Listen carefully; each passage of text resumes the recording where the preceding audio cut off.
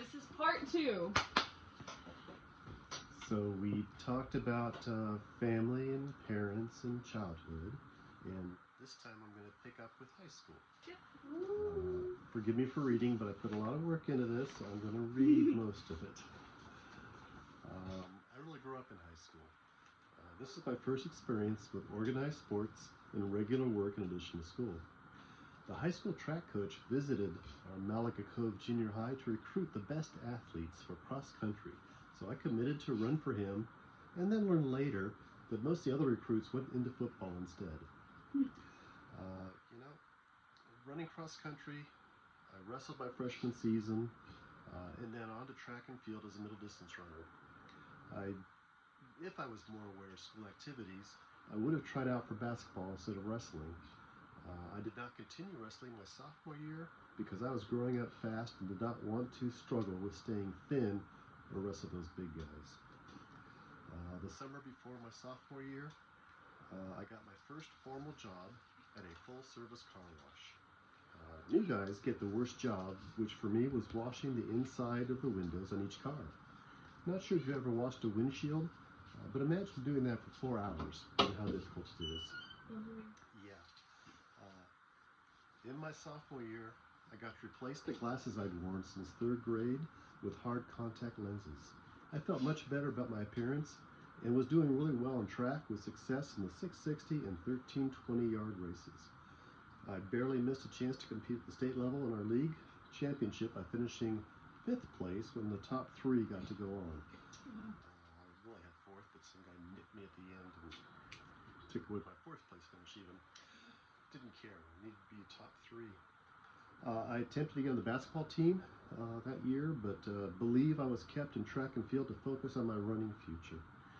I did get a varsity letter, which was an accomplishment in 10th grade. My best friends were also active in sports, and now I was learning about the after-school activities like float building, which is a very social experience. Uncle Walt was a successful car salesman at the time, selling the new rotary engine Mazdas that were hot in the 70s, late 60s.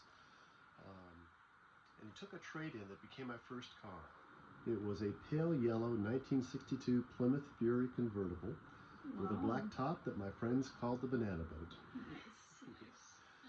I wanted to buy an Austin Healey Sprite from Eric Schiff's big brother, but Mom said no, too small, not safe. But man, my parents' relationship was strained after Dad left IBM to start his own computer company, Ken Systems, named after his brother. While Dad was very smart, he struggled with getting paid and did not allow Mom to help him, which in retrospect might have made the difference. I was certainly impressed the first time he showed me how to talk to the computer by typing on a Selectric typewriter console with this weird type ball element, little golf ball thing that spins around and types the letters, and it would furiously type back responses. I remember him poring over a foot-thick printout looking for a syntax error at night that was causing the program to fail and thinking, I will never do that. Well, some years later, I did a lot of that. For sure. Yeah, safe to say I did not. I did a lot of that many years later. Yeah. Jody was born my freshman year, and Dad left the family the following year. Grandma Sue was a stay-home mom, but would soon be forced to find work and continue raising 4 children. We all helped with baby Jody, but I was busy with athletics and after school and working too. I came down with mononucleosis the summer before my junior year, which was a setback for my athletic development. My best race times as a junior were not much better than the year before. We learned that there would be a soccer program in my senior year, and I began focusing on kicking a ball instead of just running. The love of soccer kept me physically active the rest of my life. Very true. In my junior year, I began working as a lunchtime playground supervisor at the Lanada Bay Elementary School. I would eat my lunch on the cliffs looking over the ocean before going to the playground to watch children play. That time counted as work experience class period in my schedule. Watching children play was something I enjoy, and I'm sorry it is now viewed with suspicion. Unfortunately, it's not cool to park near a school playground and eat lunch, which I used to do in playgrounds since there was no beach. That was my relaxation. Watch the kids play. I also worked at the Lanada Bay Market bagging groceries after school until I got a better job gassing up the Ortho mattress delivery trucks. I had a ring of keys and drove each truck to the gas station to fill the tank while checking the oil and water. Each trip took 15-20 minutes, so I would be done by about 11 o'clock at night. Jeez. We had to sell the family house, but found a rental that allowed me to finish Palos Verdes High School, while Damon attended the crosstown rival Rolling Hills High School his freshman year. I was no longer participating in cross country or track, just soccer and work. I wasn't home much, hanging out with friends since I had a car and pocket change. College seemed a long way off with family hardship, and getting drafted for the Vietnam War was a real concern if you're not in school. Fortunately, the war ended in April of 1975, and not too many young men were taken the year before. My draft lottery number was safe. Jesus, you were in the draft? Yeah, I thought it was a good chance I was going to the military. Oh my god, how'd that make you feel? Like I should be in college. I worked for a summer for Mom's boyfriend, Hal Carpenter. Dad's name was Hal, her boyfriend was Hal, who lived in our Lomita house, refurbishing it. His business was laminating formica and other surfaces to wood, which was physical work done mostly by Hispanics. I learned to be careful of paper cuts, which occurred when a laminated board slipped in your hand while moving it around. The experience definitely encouraged me to further my education and not get stuck in a factory job. After high school, I worked for Dr. Pepper, a distributor as a merchandiser. That's my favorite. Wait. Is that something? Hold on. As a merchandiser. Got a Dr. Pepper right here. Whose role was to make soda bottles look good in the store. We would set up end displays with hundreds of bottles, straighten and dust bottles on the shelf, and generally make sure our soda products look better than Coke and Pepsi. I had various routes, including Hollywood, where you might see someone famous like Charles Bronson doing some shopping. He does. You don't, but a lot of people do. Back in the 60s, he was big. 70s. For 6 months after graduating high school, I worked that job in Ortho Mattress until January of '74, when I got to move into a new apartment with my close friend Eric Schiff. Just like me. He was attending San Diego State College, while I began an intense 9-month program at Coleman College to learn computer programming skills. Uncle Mike had left IBM to become the school vice president and helped me obtain the financial aid and a school librarian job to make ends meet financially. Unlike a typical college, each course lasted 5 weeks full-time and then on to the next subject.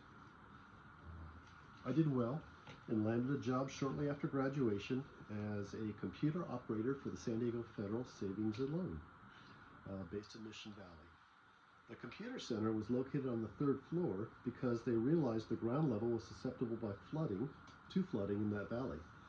So we had big glass windows all the way around with a great view, and I worked the second shift, 4 to midnight, slinging disks and tapes, separating and distributing stacks of reports, feeding punch cards into a reader, clearing out jams caused by staples and whatnot. Unfortunately, that job was a temporary position, but I made a good impression and was rehired a year later. I worked a summer job at the old spaghetti factory as a busboy. Waiters had to be 21, so I found another computer operations job at FedMart. And unlike the bank, the computer room was a fluorescent cube lit room in the back of a Walmart-like store, and I worked the graveyard shift, midnight to 8 a.m. That's the worst shift. Well, since the store alarm had to be turned off for a shift change, even being a minute late was an issue. One of the worst tasks was preparing bags of tickets torn off clothing purchases, which had to be sorted and straightened onto a stack, which could be put onto a 2-pin spindle, fed into the computer system to track sold inventory. Much worse than reading punch cards at the bank. During this time, Mike Hopkins rented a South Mission Beach duplex with Eric Schiff and me. I also bought a Honda 350 CB motorcycle, which I could park Oh, close to geez. home and commute to work. I learned the hard way that sleeping on the beach to tan is not like real sleep, and ended up getting mono again. You got mono from that? Again. Because I would just wore myself out. From sleeping on the beach? I'm not getting real sleep. Yeah. Yeah. One of the most miserable times of my life was riding that motorcycle to work in the damp night air as my body ached from being sick and not being able to take time off or even arrive a minute late. Jeez. It was awful. My gift to myself for my 21st birthday was quitting FedMart and taking a road trip in my green 1968 Volvo 144 sedan up the west coast all the way to Canada. It was a life experience where I learned things like it's legal to drive on the beach in Oregon, but you can't drive on the clam beds at the waterline. People get very upset with you. They shake their buckets and sticks. What's a clam bed? Clam bed. So they're out digging up clams. The clams all dig themselves in right where the water comes up. And that was the most, when we ran cross country, we used to run on the water line with the waves trying to catch us. Yeah. So I was driving my car like I used to run cross country, and I had people yelling at me, "Get off the clam beds!" It's like when people yell at me when I drive a little too fast. Yeah. I picked up a baby deer abandoned on the side of a mountain road, only to learn that it's a felony to capture a deer. Aww. I was able to tie it to an animal shelter door in the dead of night, and lucky to not get caught. Jeez. Sounds like something a guy would do. I stopped this little store to get a baby bottle and asked them, what I should feed the baby deer. And Yeah. you got a baby deer? I said, yeah. I said, oh no. Yeah, you're in trouble. Jeez. It's like, what? Mom had a pet baby deer, said, right? you don't touch baby deer. Mom had 2 baby deers. Yeah. I was thinking I could take it to my sister at the Dude Ranch, but that didn't One work of out. them's name was Honey. I love deer. So I stayed for a week with Mike Hopkins at Stanford University, and another week with brothers at the town of Astoria in Oregon, Washington state border.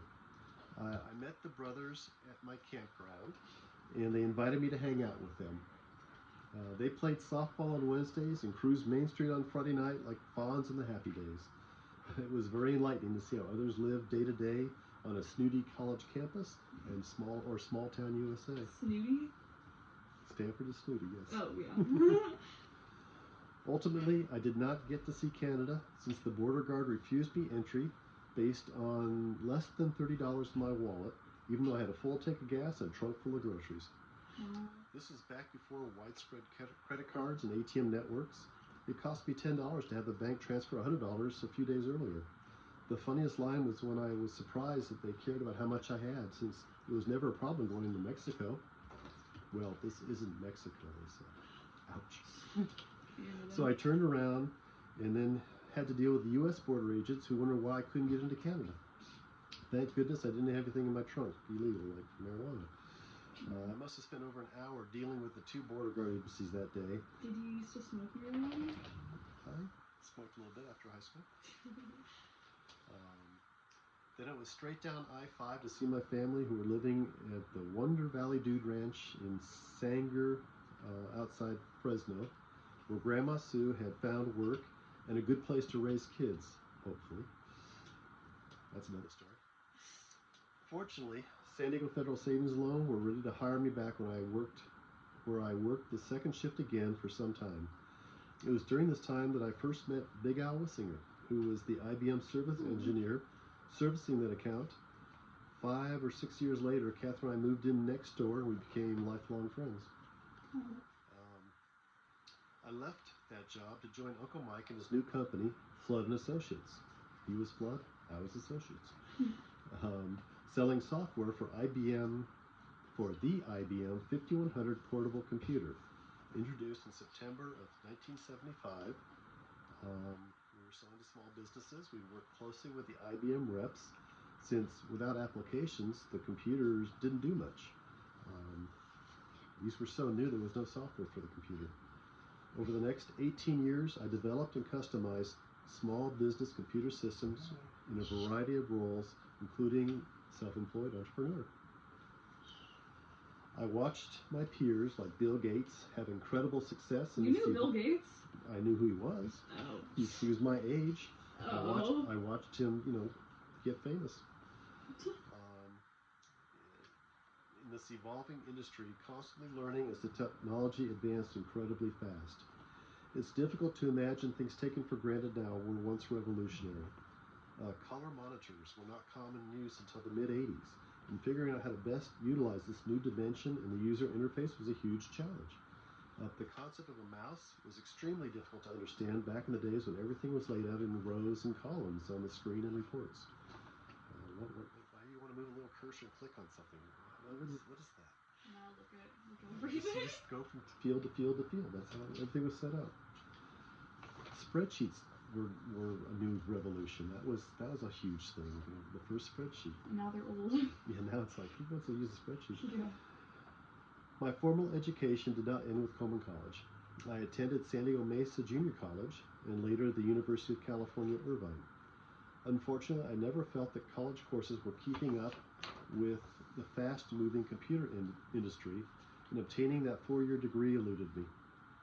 Another quest that eluded me was the desire to sail around the world with high school friends and college buddies. The core 6 friends pooled our money and talents to purchase an old fishing schooner, docked it in Mexico, and worked on refurbishing it for that cruise. I crewed on the Barkentine, California, a sailing ship that took tourists on whale watching excursions, learning how to raise, lower, and trim sails on a multi-masted ship. I learned to scuba dive and studied celestial navigation using a compass and sextant to measure the position of stars to determine where you are on the ocean. The first civilian GPS was not released until 1989, so charting your course was critical to finding land again. That's why you're disappointed when I don't know my directions It's on the pretty road sad, yes. without GPS. Others studied diesel mechanics and refrigeration, necessary skills for that voyage. Ultimately, I sold my share of that venture as it got unwieldy with too many owners, since passengers were not possible due to international maritime law. The ship did sail to Hawaii successfully with 18 aboard, but then they dissolved and did not continue on. My other passion was soccer. Although I only played 1 year in high school, I found a competitive adult soccer league in San Diego and I actively worked to help build Club International, which eventually fielded 3 men's teams, 2 in the highest division, and a women's team, which I coached. While I was not one of the best players, I was instrumental in organizing and managing the club, which is one of the best in San Diego. Over the years, I would repeat that success in Redlands and again in Austin. I've been fortunate.